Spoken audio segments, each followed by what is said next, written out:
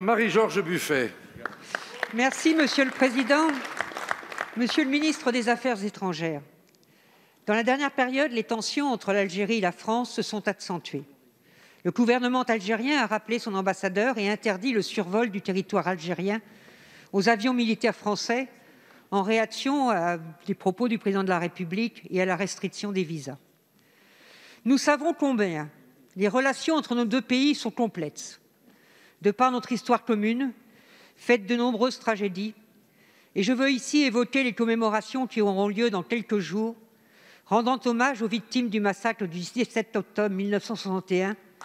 Ces assassinats par la police française sur ordre du gouvernement de dizaines d'Algériens qui manifestaient dans les rues de Paris pour leur indépendance, et à quelques mois de l'anniversaire des accords d'Évian.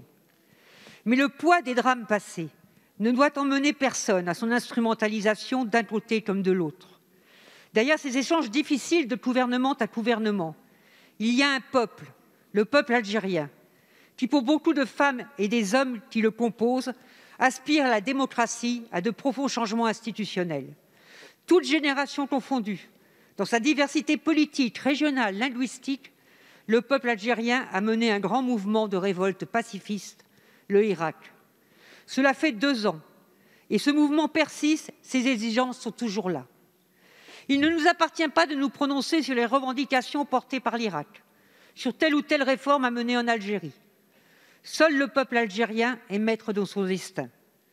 Mais nous devons être clairs sur la condamnation de la répression de ce mouvement et sur notre appui aux forces démocratiques. C'est le sens du colloque que j'organise avec les démocrates algériens vendredi à l'Assemblée nationale. Il nous faut en effet décentrer notre regard et ne pas appréhender l'Algérie que par le prisme de notre pays et de sa mémoire. Apaiser nos relations avec le peuple algérien est une nécessité largement partagée des deux côtés de notre mer commune. Monsieur le ministre, quelle sera l'attitude de la diplomatie française ces prochaines... Jean-Yves Le Drian, ministre des Affaires étrangères et de l'Europe. Oui, Madame la députée Marie-Georges Buffet, merci de votre question. Vous l'avez rappelé, l'Algérie a pris ces derniers jours un certain nombre de décisions, notamment le rappel de son ambassadeur à Paris pour consultation. Nous le regrettons parce que cela ne correspond pas à l'importance que nous attachons aux relations entre nos deux nations. Ces relations entre nos deux pays, entre nos deux peuples, vous l'avez rappelé, sont anciennes, profondes. Elles sont marquées par des liens humains uniques et la France y est profondément attachée et souhaite les préserver et les développer. Et récemment, le président de la République a rappelé son profond respect pour le peuple algérien. Cela signifie aussi, bien sûr, et vous l'avez dit, le respect fondamental de la souveraineté algérienne.